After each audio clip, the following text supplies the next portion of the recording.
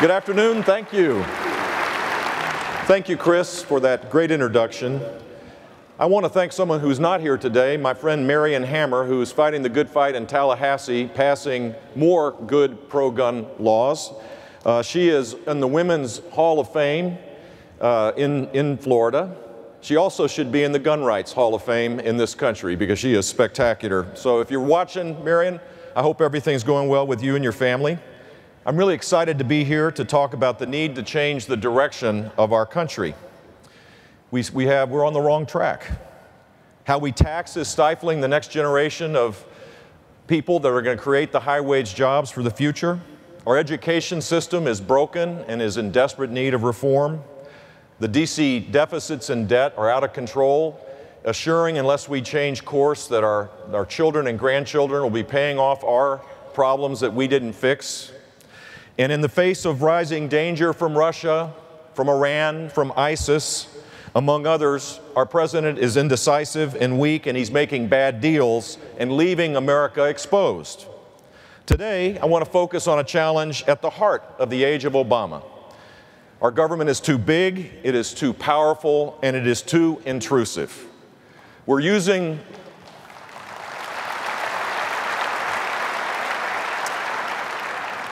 the laws of 1934 to regulate the access to the internet.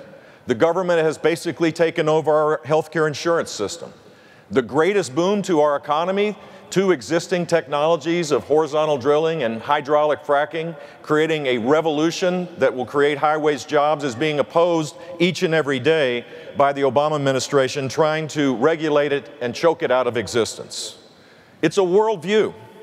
It's the liberal, progressive worldview of Barack Obama and Hillary Clinton and Eric Holder and all the other people who want to take the guns out of the hands of the good guys and the hands of the law-abiding citizens. But the Second Amendment is one area where the Obama administration has run into a wall. And that wall is the Kevlar-covered wall of the NRA.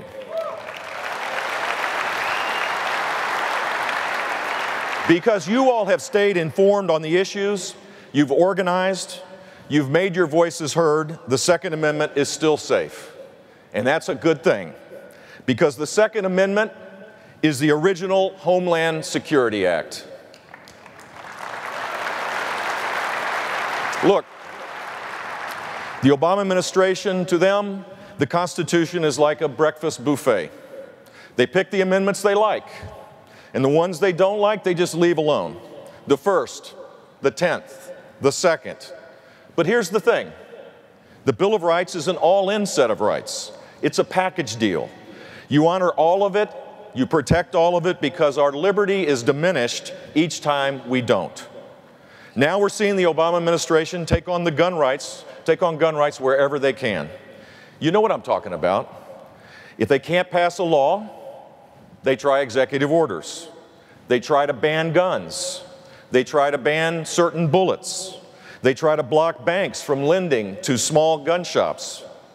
It's almost like the Obama administration doesn't realize that the best form of national defense is a nation of free men and women exercising their Second Amendment rights.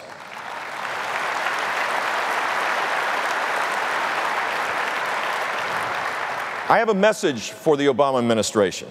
Why don't you focus more on keeping weapons out of the hands of Islamic terrorists and less on keeping weapons out of the hands of law-abiding Americans?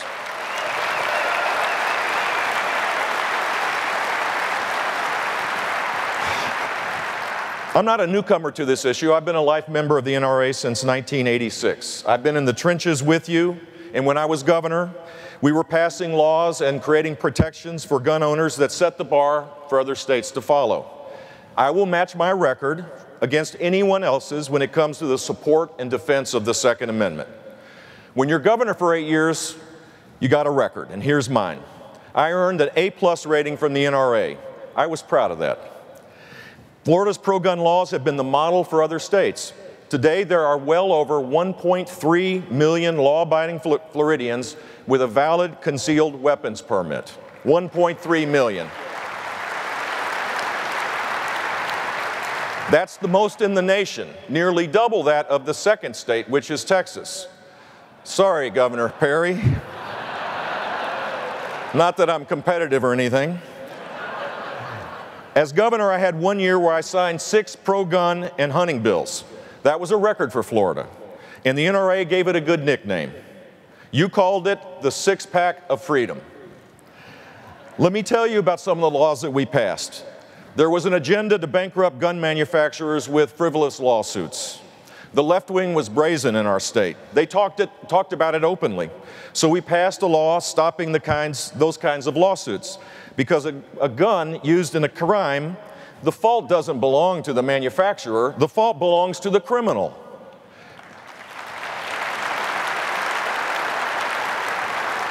Because Florida is a fast-growing state, we were seeing urban growth take away hunting lands. But hunting is part of our heritage of independence. For many Americans, it's a sport shared by generations. So we passed the No Net Loss of Hunting Lands legislation. This law required that the state replace lost land to development with new lands in the same area.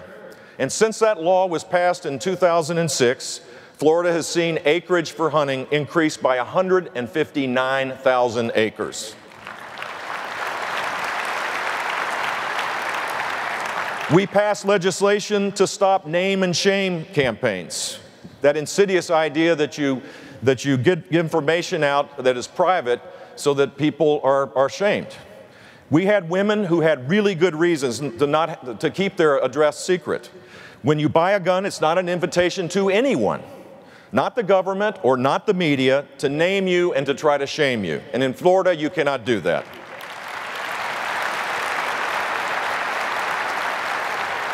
We passed legislation to slam the door on gun registration so that state government agencies or private entities can't collect and maintain lists of law-abiding firearm owners. And if anybody, to add some teeth to this, if anybody actually tried to do that, to create a registry, which was done at the time, we created a $5 million fine to make sure that there was, I'm not kidding, teeth behind the law.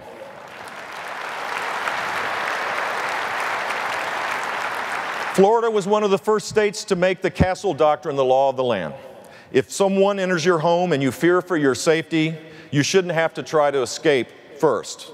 Before the law was passed, juries were being told that you were supposed to run away from your home rather than defend yourself and your family. So we fixed that.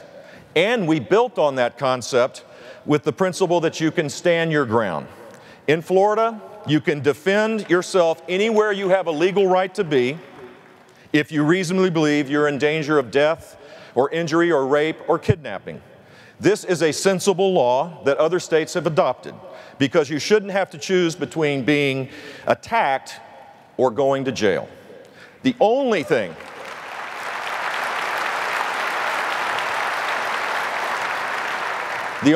you should be worried about is keeping yourself and your loved ones safe. When I was governor, we were passing these laws and other states were following our lead. We were often the model. And that's how it should work. The Second Amendment creates a sacred right for each citizen of our great country. But it's through the 10th Amendment for each state to extend that right. What I know for sure is it's not up to the federal government to centralize power in Washington, D.C.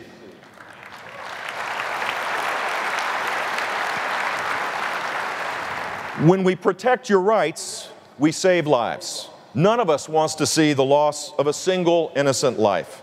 In Florida, we protected people's rights to defend themselves, and at the same time, we saw crime rates drop to levels we hadn't seen since the 1970s.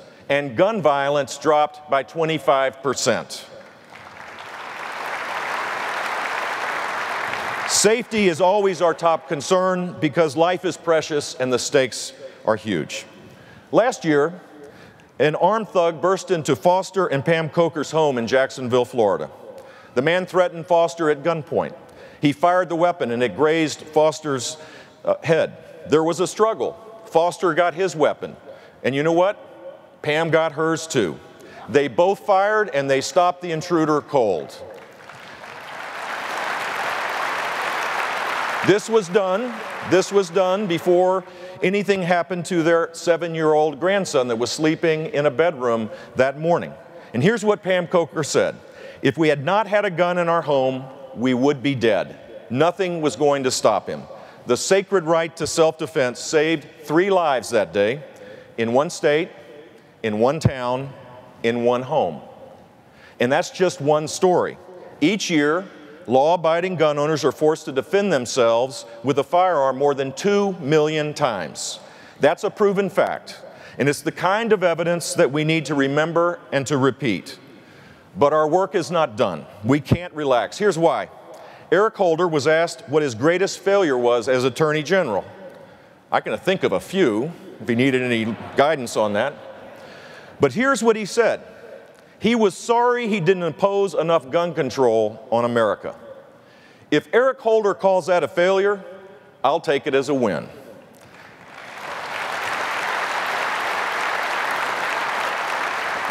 But this isn't just about the Second Amendment. It's about individual freedom everywhere in this country.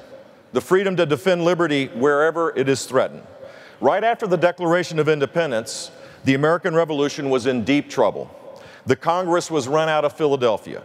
Only 20 delegates at the Congress were meeting. One of them, Sam Adams, refused to give up. Sam Adams spoke to the delegates and said that Congress had a duty to lift up the nation and, quote, encourage them to persevere in this glorious struggle until their rights and liberties shall be established on a rock, end quote. The war turned and our side started to rally. And later, in the debate over the Constitution, he proposed an amendment that would protect 3 big freedoms: the freedom of the press, protection against unreasonable searches and seizures, and I quote, the Constitution be never construed to authorize Congress to prevent the people of the United States who are peaceable citizens from keeping up their own arms. That one suggestion,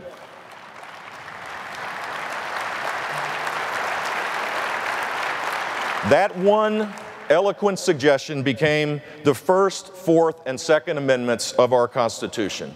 One man, one sentence. That's a good day's work for liberty. We need that spirit again in this country. We need to respect our Constitution and the self-governing nature that the founders expected of us. If I go beyond the consideration of the possibility of running to become an active candidate, I will do so with joy in my heart to restore a sense of optimism about the greatest country on the face of the earth. We can solve these problems if we are reminded of our great heritage, the greatest heritage in the greatest country on the face of the earth. Thank you all very much. God bless you all.